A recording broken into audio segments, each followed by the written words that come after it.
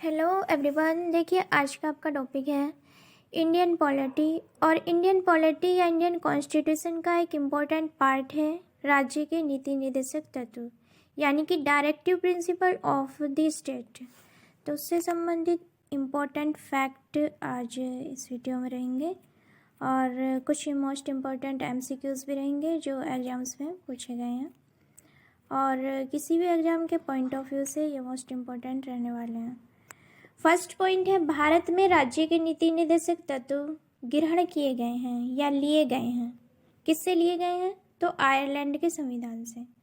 देखिए, जो भारतीय संविधान में राज्य के नीति निर्देशक तत्व या डायरेक्टिव प्रिंसिपल ऑफ स्टेट ग्रहण किए गए हैं वे आयरलैंड के कॉन्स्टिट्यूशन से लिए गए हैं। नेक्स्ट पॉइंट है, भारतीय संविधान के किस अनुच्छेद में राज्य के नीति निर्देशक तत्व को उल्लेख है? आंसर हो जाएगा आर्टिकल 36 से आर्टिकल 51 तक का प्रोविज़न डायरेक्टिव प्रिंसिपल से रिलेटेड है in Indian constitution. Next point है, भारतीय संविधान का कौन सा अंग समाजवादी व्यवस्था स्थापित करने की प्रेरणा देता है? आंसर हो जाएगा नीति निर्देशक तत्व, यानी कि directive principle of state policy. Next point है, भारतीय संविधान में राज्य के नीति निर्देशक सिद्धांतों को शामिल करने के पीछे मुख्य उद्देश्य क्या था? आंसर हो जाएगा कल्याणकारी राज्य की स्थापना करना। देखिए, जो इंडियन कॉन्स्टिट्यूशन में राज्य के नीति निर्देशक तत्व को शामिल किया गया था वो इस पर्पज को कंप्लीट करने के लिए किया गया था कि एक कल्याणकारी राज्य की स्थापना की जाए। नेक्स्ट पॉइंट है, संविधान में कल्याणकारी राज्य का आदेश दिया जाता है। आंसर हो जाएगा नीति निर्देशक तत्वों में, यानी कि directive principle of state policy जो है उनमें दिया जाता है। पॉइंट क्या है, क्वेश्चन क्या है? संविधान में कल्याणकारी राज्य का आदेश नीति निर्देशक तत्वों में दिया जाता है, यानी कि जहाँ भी कल्याणकारी राज्य का वर्ड आता है तो उसको रिलेट किया जाता है नीति निर्देशक तत्वों से। नेक्स्ट पॉइंट है, नीति निर्देशक सिद्धांत हैं। आंसर हो जाएगा वाद योग्य नहीं, यानी कि इनके लिए कोई वाद कोर्ट में नहीं लाया जा सकता है। नीति निर्देशक तत्व वाद योग्य नहीं है, इनको न्यायालय में ऑब्जेक्ट नहीं किया जा सकता है, न्यायालय में इनके बारे में कोई वाद नहीं लाया जा सकता है। तो नीति निर्देशक सिद्धांत कैसे हैं? तो वाद योग्य नहीं है।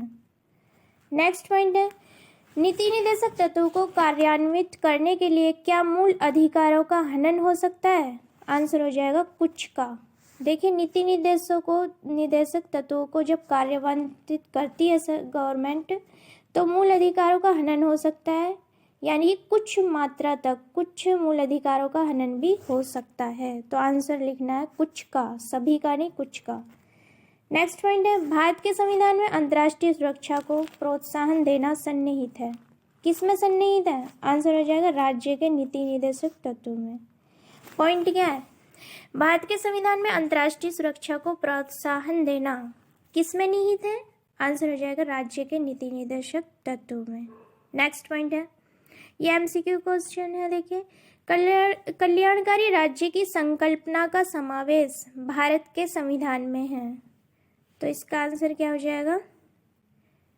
इसका आंसर हो जाएगा राज्य के नीति निर्देशक तत्वों का, यानी कि जो कल्याणकारी राज्य का प्रोविज़न दिया गया है या प्रोविज़न किससे संबंधित है? Directive principle of state policy. इसको हिंदी में बोलते हैं राज्य के नीति निर्देशक तत्व को, जो इंडियन कॉन्स्टिट्यूशन के पार्ट 4 में आर्टिकल 36 से आर्टिकल 51 तक दिए गए हैं। नेक्स्ट पॉइंट है, संविधान का कौन सा भाग कल्याणकारी राज्य को आदर्श घोषित करता है? देखिए, संविधान का ऐसा कौन सा पार्ट है जो कल्याणकारी राज्य का आदर्श घोषित करता है? तो आंसर हो जाएगा डी, राज्य के नीति निर्देशक तत्व, यानी कि जो पार्ट 4 है आर्टिकल 36 से आर्टिकल 51 तक, यही कल्याणकारी राज्य का आदर्श घोषित करता है, जिसको directive principle of state policy भी बोलते हैं। नेक्स्ट पॉइंट है, देखिए नेक्स्ट क्वेश्चन है, भारतीय संविधान में सम्मिलित नीति निर्देशक तत्वों की प्रेरणा हमें किस संविधान से प्राप्त हुई है?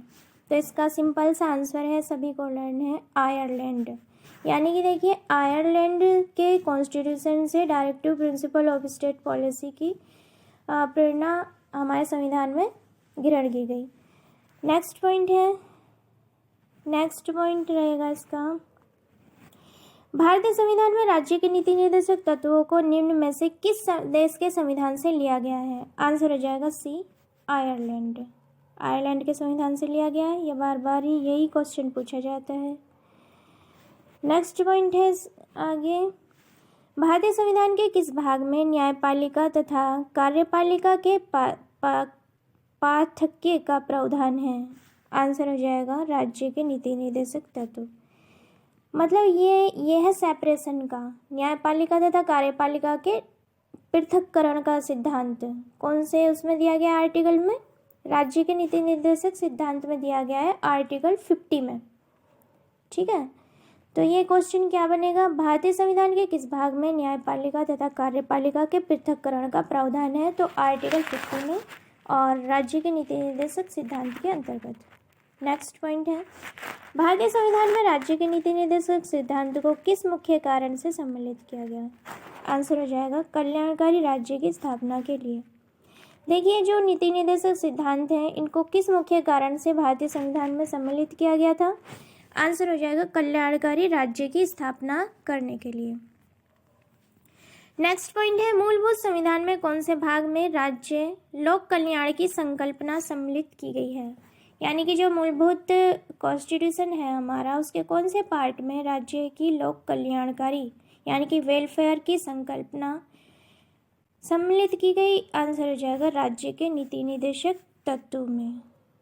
नेक्स्ट क्वेश्चन है, देखिए संविधान का कौन सा अंश भारत के नागरिकों को आर्थिक न्याय प्रदान करने का संकेत करता है? आंसर हो जाएगा राज्य के नीति निर्देशक तत्व।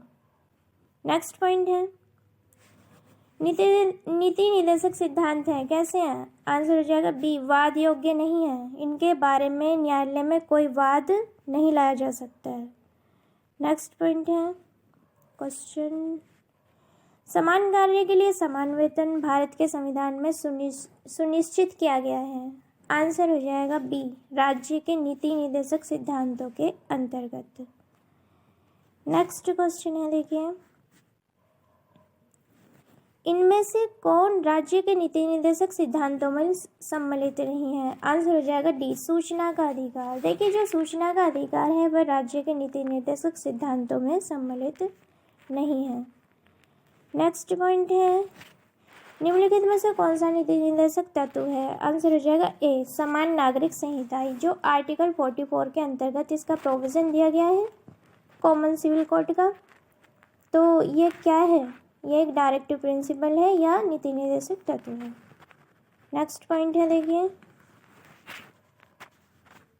नेक्स्ट पॉइंट है, किस नीति निर्देशक सिद्धांत को प्राय समाजवादी माना जाता है? आंसर हो जाएगा ग्राम पंचायतों की स्थापना। देखिए जो ग्राम पंचायतों की स्थापना का प्रोविज़न है नीति निर्देशक सिद्धांत के अंतर्गत उसको समाजवादी माना जाता है। नेक्स्ट पॉइंट है, नीति निर्देशक सिद्धांतों में से वह सिद्धांत कौन सा है जिसे गांधीवादी सिद्धांत कहा जाता है? आंसर हो जाएगा स्वशासन के प्रभावी एकलों के रूप में ग्राम पंचायत का संगठन। नेक्स्ट है, नीति निर्देशक तत्व का महत्व किसके लिए है? आंसर हो जाएगा राज्य के लिए। देखिए जो नीति निर्देशक तत्व है उनका जो इम्पोर्टेंस है उनकी या महत्व है वो किसके लिए है? आंसर हो जाएगा राज्य के लिए। नेक्स्ट पॉइंट है, राज्य के नीति निर्देशक सिद्धांतों के अनुसार किस आयु तक के बच्चों को निःशुल्क एवं अनिवार्य शिक्षा देने की आशा की जाती है? आंसर हो जाएगा 14 वर्ष तक के बच्चों की। नेक्स्ट पॉइंट है, नीति निर्देशक तत्व का महत्व किसके लिए है? आंसर हो जाएगा राज्य के लिए, अभी बताया। नेक्स्ट है, ये भी हो गया, राज्य के नीति निर्देशक सिद्धांतों के अनुसार किस आयु तक के बच्चों को निःशुल्क एवं अनिवार्य शिक्षा देने की आशा की जाती है? आंसर हो जाएगा 14 ईयर। नेक्स्ट है, राज्य के नीति निर्देशक सिद्धांतों में से किस अनुच्छेद का संबंध अंतर्राष्ट्रीय शांति और सुरक्षा के संवर्धन से है?